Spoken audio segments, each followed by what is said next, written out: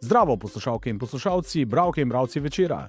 To je dnevno informativni podcast Večerje zjutraj. Dobrodošli v naši družbi. Danes je ponedeljek, 15. december 2025. Moje ime je Matija Stepišnik.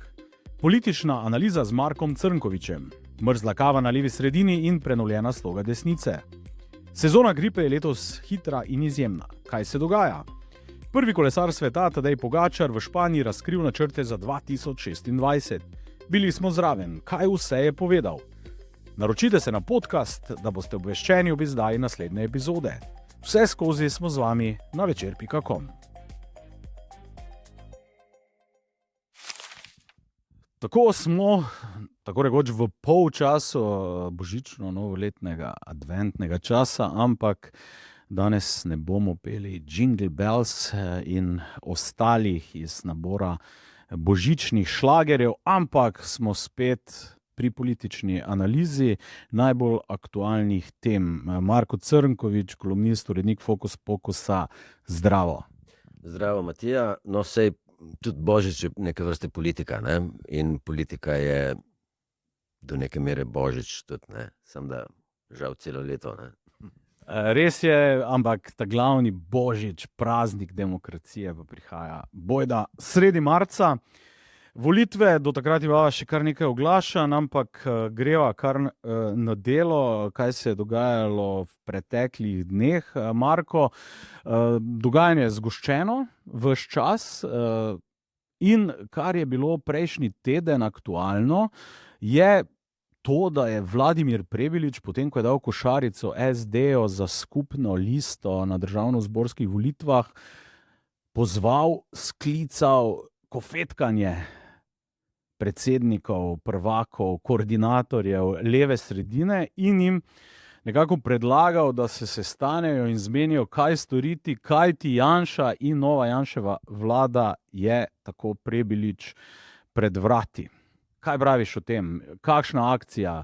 Neka gasilska operacija potem, ko je zavrnil svojo bivšo stranko Socialne demokrate, iniciativa, ki naj bi imela nek PR efekt, ali dejansko neka potreba na levi sredini, da bi se začeli vendarle pogovarjati potem, ko marsikaj v tem delu političnega prostora ni ravno skockano in postavljeno?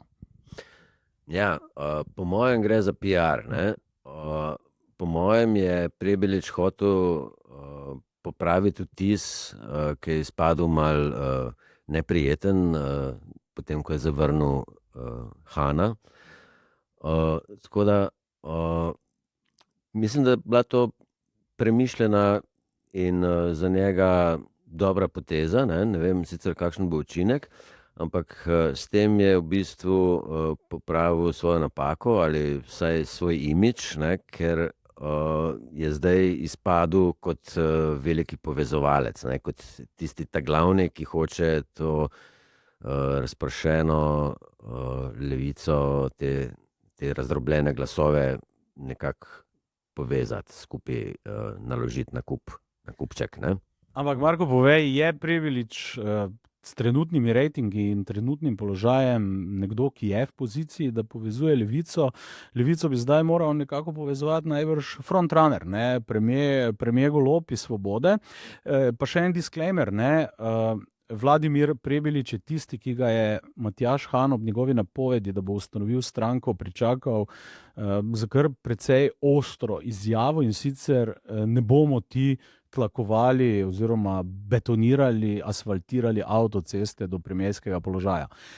In v zadnjih tednih, odkar ima stranko, tudi nekega preboja pri njem še vedno ni, zato je zanimivo, da je ravno on prevzel to iniciativo.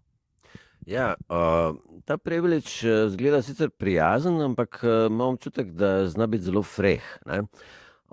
Dejstvo je, da ta Hanova izjava, da mu ne bojo asfaltirali ceste do volitev, ne, do premierskega položaja, to je seveda res, ne. Prebilič je mogoče še preden je ustanovil stranko, samega sebe malo precenjeval, ne, verjetno na krilih njegovega uspeha na evropskih volitvah. Res pa je, da jaz nisem nikoli čisto prepričan, a to povezovanje pred volitvami res pomaga, ne. Če bi se slučajno Socialni demokrati in Prerod povezali, kdo bi od tega profitiral? Kakšna korist bi bila od tega, ne? Bi to pomenilo odliv glasov od Socialnih demokratov k Prerodu, ali obratno, ali spet čisto kam drugam. Tako da nisem prepričan, da tako povezovanje, da je v tem matematičnem smislu preprosto seštevanje glasov, ne, ne. Poleg tega je tu tudi vprašanje kandidatne liste, ne, kdo tudi v tem smislu si stranke, ki se povežejo in oblikujejo skupno listo, odžirajo kandidate, da tako rečem. In kot vemo, je to eden od najbolj zaželenih položajev, ne, da ne rečem služb v Sloveniji, ne. Tako da Prebilič je zdaj hotel se spet malo postaviti kot v ospredje, in to sicer kaže na neke prebrisane politične veščine, ne, in z tega stališča bi bilo bolj logično pričakovati, da bi to naredil Golob, ne, frontrunner, ker kakorkoli obrnemo, Golob je še vedno ta glavni, ne, na levici vsaj, ne. Tako da teh spretnosti pa Golob očitno nima, ne, ali se mu pa vsaj zdi, ne vem, ali prezgodaj še pred volitvami, ali kakorkoli, da to sploh ni treba, da je mogoče preveč prepričan v svojo zmago oziroma v uspeh levice nasploh. Tako da ne vem, mislim, da bi tudi, če bi Golob to naredil, bi povabil na kavo, bi tudi najbrž bilo več učinka kot zdaj, ko je to naredil Prebilič. Zdaj, zanimivo je, ali pa seveda pričakovano je, da so bili odzivi iz koalicijskih vrst ali pa levosredinskih političnih sil precej zadržani do te iniciative Vladimirja Prebiliča. V Svobodi so seveda opozorili, prav tako pričakovano, da so oni nek svoj povezovalni projekt že izpeljali, in sicer takoj po volitvah, ko so vsrkali stranko Alenke Bratušek in pa listo Marjana Šarca. Bi se pa navezal še na eno tvojo tezo, in sicer o tem, ali proporcionalni volilni sistem, kot ga imamo v primeru volitev v Državni zbor, dejansko nagrajuje skupne liste. Vprašanje namreč je, če je 1+1 tam dejansko 2 ali ni morda 1,5, 1,7. Skratka, ta igra ni popolnoma gotova, tega povezovanja, in ni nujno, da prinese neke želene učinke ali pa efekte. Me pa zanima sicer, kako vidiš razmerja in stanje na levi sredini nekaj mesecev pred volitvami. Ajde, propadla iniciativa nekega povezovanja SD-ja in Prebiliča, to sva obdelala. Kaj pa sicer, kako stojijo ladje, kako so položene karte na levi sredini? Ja, ne vem, zaenkrat se mi zdi, da so še vedno malo zaspani, ne.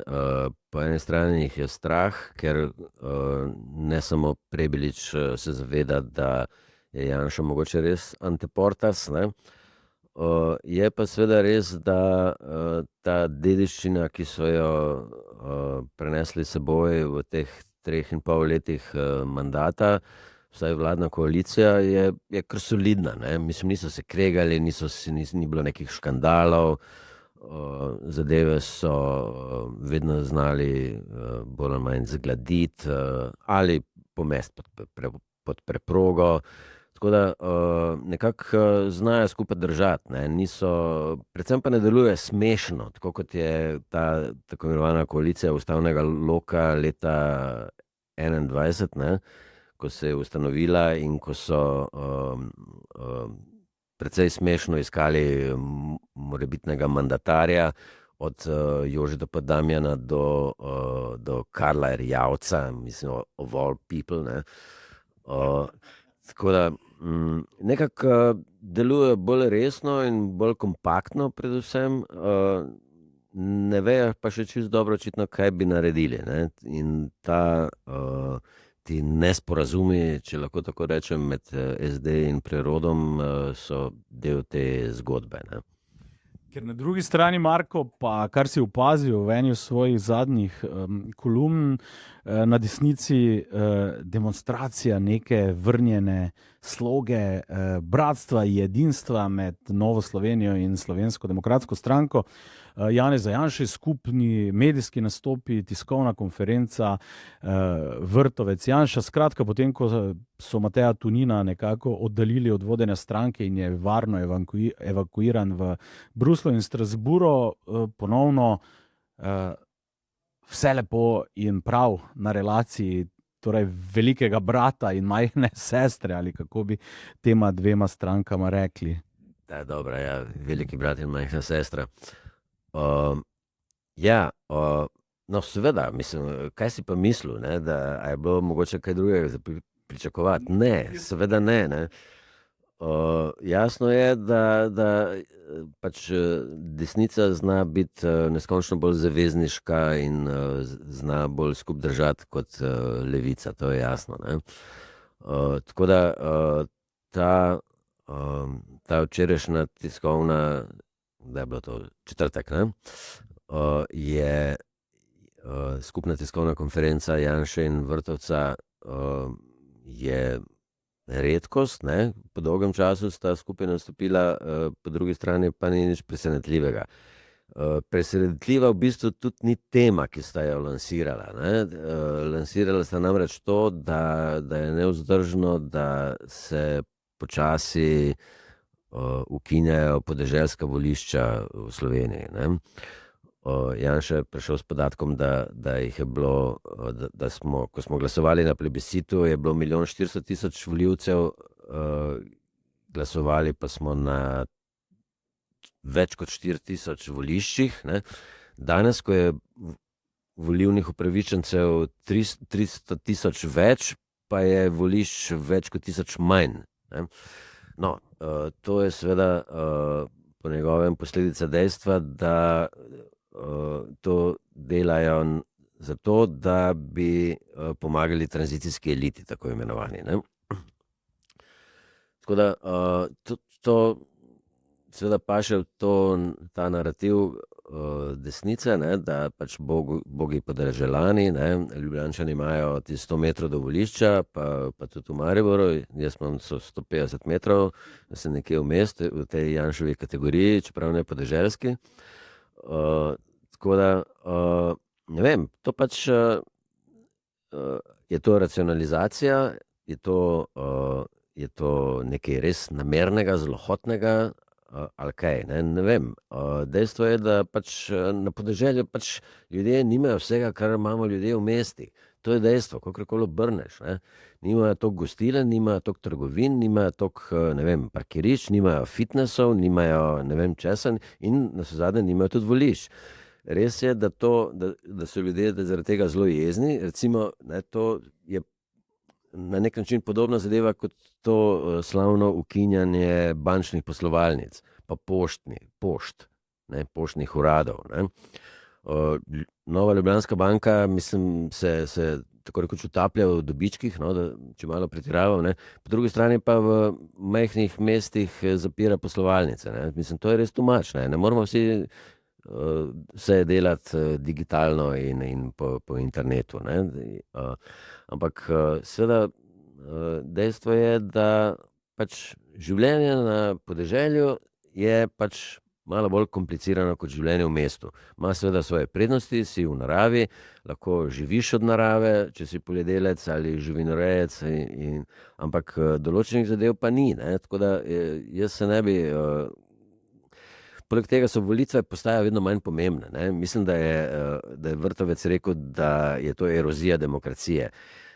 Do neke mere res, ne, ampak ne po zaslugi Državne volilne komisije, kaj šele vlade, ki zdaj spet tako desnica obrača, kot da je ta vlada zdaj ukinjena. Čeprav Janša sam pravi, da se to dogaja že 30 let, da počasi zapirajo oziroma ukinjajo podeželska volišča.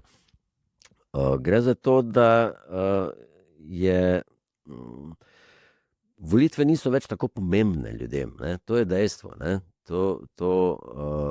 To večno zmanjševanje, skoraj na vsakih volitvah je malo manj ljudi, malo nižja volilna udeležba, ne? Seveda gre kdaj tudi gor, odvisno od teme, bodi si referenduma ali usodnosti volitev državnozborskih, ne, predsedniških.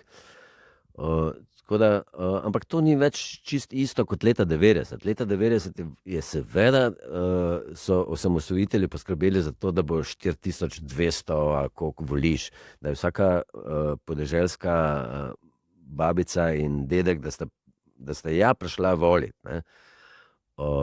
Da pač danes tega ni več, ne, kot tudi mediji niso več to, kar so bili leta 90, ne, tudi literatura, kultura, nič ni več kot leta 90, ne. Tako da to je malo nakladanje, ne, to je pač, oni bi radi, ker dejstvo je, ne, da ni nujno res, ampak na podeželju izven urbanih središč dosega desnica boljše rezultate na volitvah in referendumih kot v urbanih središčih, ne? Ok, na volitvah, za katere praviš, da so pravzaprav vedno manj pomembne, pa vedno znova dobi veliko podporo ljubljanski župan Zoran Janković, četrtkova tarča mu je ponovno hladno, toplo servirala številne sume, očitke iz preiskave specializiranega državnega tožilstva o vmešavanju oziroma o koristih, ki naj bi jih zagotavljal poslovnežem pri pridobivanju gradbenih in drugih dovoljenj. Pa me zanima, pusti, ne bova zdaj šla v drobovje vseh teh očitkov, o katerih so se razpisali potem tudi drugi mediji, ampak ali je Zoran Janković po tvoje, ne, premierjev zaveznik, vendarle človek, ki je premierja nenazadnje septembra poročil, prijatelj, podpornik, faktor za to volilno kampanjo in naslednje volitve po tvojem? Po mojem zna to, na nek način je, bom grdo rekel, ne, Janković je malo gobav, ne, mislim, kužen, lepše rečeno, ne, in kogarkoli bo on zdaj podprl, ker Goloba je že, ne samo, da ga je poročil, tudi zdaj v tem zadnjem intervjuju je rekel, da je absolutno na Golobovi strani. To je dvorezno, to ni dobro, ne, ker se bo to Jankovićevo smetje, da tako rečem, te stvari, ki mu jih očitajo in ki so po mojem zelo resnične in utemeljene, prenesle na kogarkoli, s katerim je Janković v dobrih odnosih in ga še celo eksplicitno podpira, ne. Tako da ne bi rad bil v koži Jankovićevih prijateljev in zaveznikov, ne, političnih. Ja, ampak na drugi strani je pa treba vendarle povedati, da ta, v narekovajih, gobavost, o kateri si govoril, Zorana Jankovića, torej človek neštetih afer, te zgodbe imajo dolge repe in korenine, vlečejo se tako rekoč že iz njegovega Mercatorjevega obdobja in potem tranzicije v politiko, pa na volitvah nekega efekta, vsaj med Ljubljančani, ki so ga vedno znova izvolili za župana, nenazadnje pa enkrat zmagal tudi na parlamentarnih volitvah, dejansko niso imele. Torej, odpornost Zorana Jankovića na vse te očitke, njegove, bom rekel, številna izvijanja v sodnih postopkih in na koncu tudi zanj in njegovo družino ugodni razpleti od odpisa dolgov, padca sodnih postopkov ali oprostilnih sodb so postali na nek način del skorajda politične folklore in to zadevno niso negativno vplivali ne na Levico, recimo, katere pripadnik oziroma za katere pripadnika se sam ima. Ja, se spomniš, ko je že davno spet v intervjuju za Delo, to je bilo, mislim, 2010-2012, nekaj takega, ko je rekel, kdo je večji levičar od mene, ne? Mislim, da je še Tanja Starič delala ta intervju. Največji levičar. Ja, no, ne vem, Slovenci imajo zelo radi, imajo polna usta te tako imenovane pravne države, ne? Ampak tudi to je pravna država, da pač se Janković vedno nekako izmuzne tem sodnim postopkom, da pač grejo mimo njega, da se vedno otrese teh očitkov in kaj šele obsodb. Ne? Tako da to je, tako pač je. Ne? Zdaj, rekel bi pa še to, glede Jankovića, da je, mislim, jaz ga že dolgo precej slabo prenašam, ne? Ker se mi zdi, da to je ta logika, ne? Kako že pravi, mislim, da to Kraljević Marko rekel, ne? V nekem srpskem epu, ne? Pola sebi, pola šarcu daje. Ne? To pomeni, ne, da tako je bilo tudi v socializmu, ne, ker on je dedič socializma, ne, v tem smislu je on levičar, ne, čeprav se obnaša kot hud kapitalist. Ne. Ampak to je to, ne, pač ljudje ga imajo radi in cenijo njegov trud in vse, kar je učinkovitost, neverjetno in najlepše mesto na svetu in to, ne, on pač to ponavlja že 20 let, 19 let, natančno, in pač po 19 letih še tako grdo mesto lahko postane najlepše mesto na svetu, no. Mislim, Ljubljana ni grdo mesto, no, to nočem reči, ampak ni pa seveda najlepše na svetu, ampak pač bil dovolj vztrajen, ne. Tako da ljudje pač ga imajo radi, ker ne grabi samo zase, ampak da tudi njim nekaj, ne seveda vsem, ne glih naključnim prebivalcem Vodmata ali pa kakšne druge devastirane ljubljanske četrti, ne. Ja, no, mislim, Vodmat mi je bil vedno najbolj neverjeten, mislim, nisem tja zahajal, no, ampak parkrat sem šel skozi. Skratka, ne zadrži vse zase, no, to, tudi drugim nekaj da. Ok, od šerifa in magistrata ljubljanskega še malo na Gregorčičevo in Rjavčevo. Tudi to se je odvilo prejšnji teden in sicer potem, ko se je nekako zdelo, da se bodo predvolilne tenzije na relaciji predsednice republike Nataša Pirc Musar, premier Robert Golob malo umirile, sploh kar se tiče sodelovanja pri imenovanjih, guverner Banke Slovenije, varuh človekovih pravic, ustavni sodniki, skratka kup kadrovskih zadev, ki so pred iztekom mandata še na mizi, pri guvernerju se itak zapleta že dlje časa, prav tako pri varuhu človekovih pravic in seveda ne nazadnje repi zgodbe Bobnar, Tatjane Bobnar, ki je zaposlena pri predsednici, imajo ves čas na nek način svoje sence v njunem odnosu. Ta teden pa nova mini bomba na mizi, torej Nataša Pirc Musar javno intervenira v postopek imenovanja veleposlanikov z zelo jasnimi, bom rekel, obtožbe niso pravi izraz, očitki, opozorili, češ, da so 4 kandidati neprimerni oziroma da ima do njih resne vsebinske in druge zadržke. Zdaj vemo, veleposlaniška mesta v Sloveniji so vedno nekako bila precej prestižna in tudi del političnih zgodb, čeprav bi diplomacija morala biti predvsem strokovna in neprofesionalna, ampak svizec vedno ne zavije čokolade. Predvsem pa vemo, da je tik pred iztekom volitev veleposlaniški položaj lahko vedno znova tudi, bom rekel, nek izhod za nekatere ljudi, ki se evakuirajo na ta mesta, lahko kot nagrada, lahko kot karkoli drugega.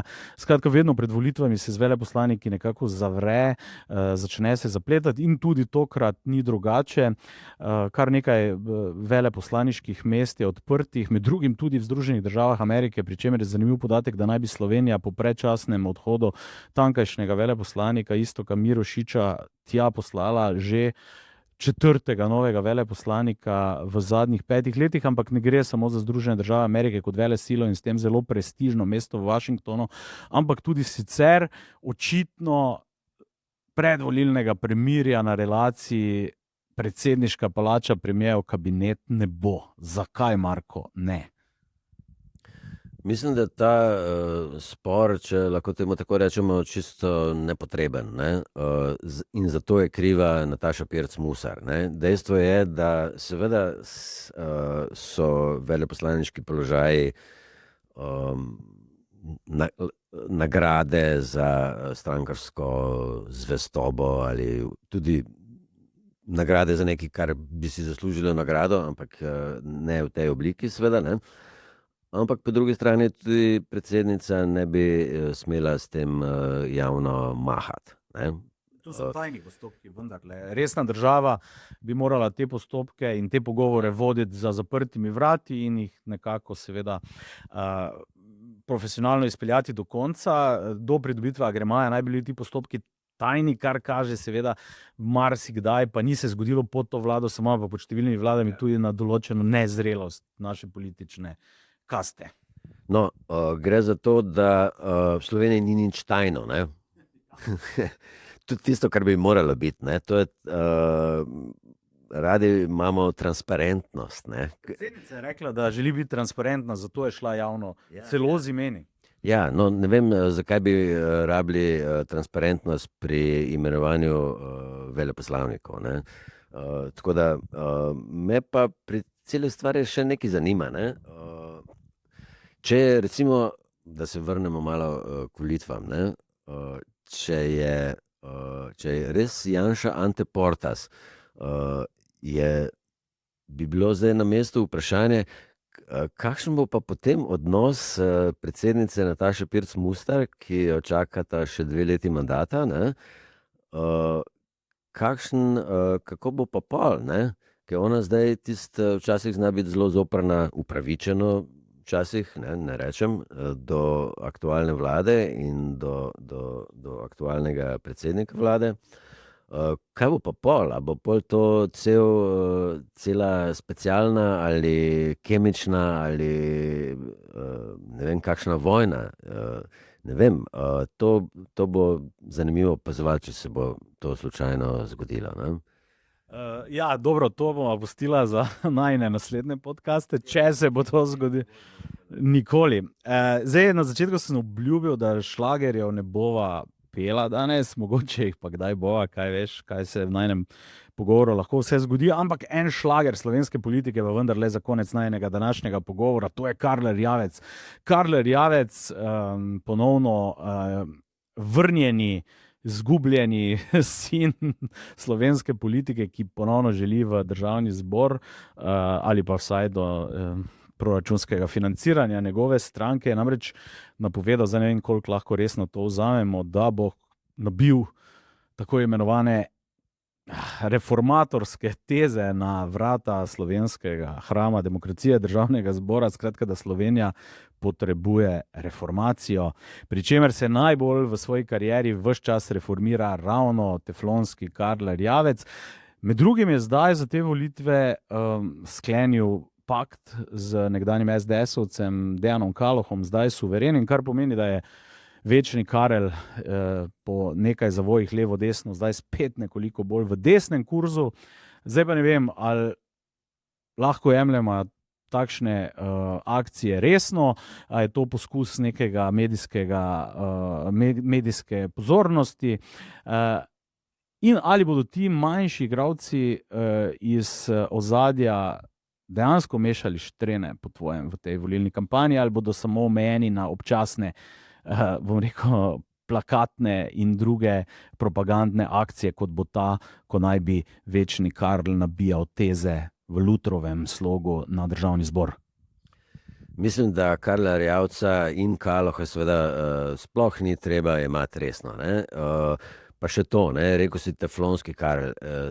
Vem, odkot ta metafora, odkot ta vzdevek. Sam se je proglasil med drugim za teflonskega. No, to mu ne bi pripisal.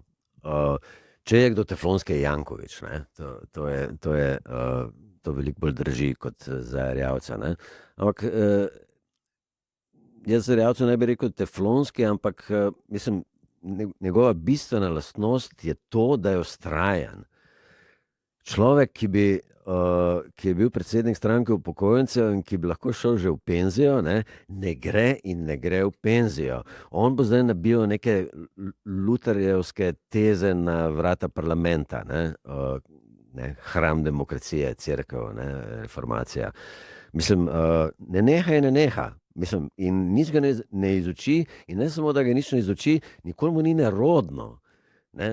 Ni mu nerodno za te neuspehe, ki jih doživlja, in za to njegovo počasno, tudi zanesljivo pogrezanje v nepomembnost. Tako da, pustimo Erjavca, želimo vso srečo, naj gre v penzijo. Mislim, lahko bi že šel, mislim, on je v bistvu mulc, on je samo 2 leti starejši od mene. To sem jaz ugotovil že pred več kot 20 leti, sem nekaj kolumno že takrat o njem pisal in sem ugotovil, da sem 2 leti starejši od mene. Takrat smo bili seveda še v najboljših srednjih letih, ampak mislim, ne vem. Ampak sej, koliko imam jaz do penzije, sploh ne bi, pa tudi ti ne greš v penzijo. Lepa ne. Kar pomeni, da se kmalu spet slišimo. Za danes pa bilo je zanimivo in zabavno, Marko, hvala in na snidenje in na slišanje v kratkem. Ja, kmalu. Adijo. Vodja oddelka za infekcijske bolezni in vročinska stanja v UKC Maribor, dr. Božena Kotnik-Kevorkian, pravi, da se v svoji karieri ne spomni, da bi gripa že kdaj tako zgodaj izbruhnila med ljudmi v Sloveniji. Ne gre sicer za težjo obliko bolezni kot v preteklih letih, se pa veliko hitreje širi, opaža stroka. Razlog, da je gripa letos tako planila med nas, je v številnih mutacijah enega od virusov gripe. Kaj se je zgodilo? Kakšna je precepljenost? Ali gripa polni tudi bolnišnice in kakšne so sicer posledice? Več v temi Jane Juvan. Trudim se zmagovati, nisem pa s tem obseden, kot nekateri mislijo. Tako se je Tadej Pogačar odzval na vprašanje, ali bi lahko rekel, da je osvojil vse, če bi osvojil vseh 5 spomenikov. Prvi kolesar sveta je na pripravah v Španiji razkril svoj koledar za leto 2026, v katerem bo znova na debelo počrtana dirka po Franciji. Več kot 70 predstavnikov medijev se je zbralo v njegovi družbi v španskem Benidormu, tam je bil tudi Večerov Uroš Gramc, ki se je z aktualnim svetovnim in evropskim prvakom ter 4-kratnim zmagovalcem tura pogovarjal o trening kampu, o spremembah v ekipi, reprezentančnih ciljih in o tem, kako je vladati kolesarskemu svetu. Več o tem, da moštvo UAE Emirates cilja na zmage na vseh 3 tedenskih dirkah, čeprav bo Pogačarja poslalo le v Francijo, pa je našemu poročevalcu povedal športni direktor Emiratov. To je bil Večerje zjutraj 15. decembra 2025. Z vami sem bil Matijas Stepišnik. Kakovostno novinarstvo lahko podprete tako, da se naročite na tiskani in spletni Večer. Postanete naš sledilec in bralec na družbenih omrežjih, naročnik naših podcastov in newsletterjev. Tako boste podprli novinarstvo, ki prinaša avtentične vsebine, ki jih pripravljajo naši novinarji in jih drugje ne boste našli. Želimo, da razumete, kako se vrti svet. Želimo vam odstreti vpogled v čas in prostor, v katerem živimo. Veseli bomo vaših komentarjev, pobud in kritik na različnih kanalih. Se beremo in se slišimo.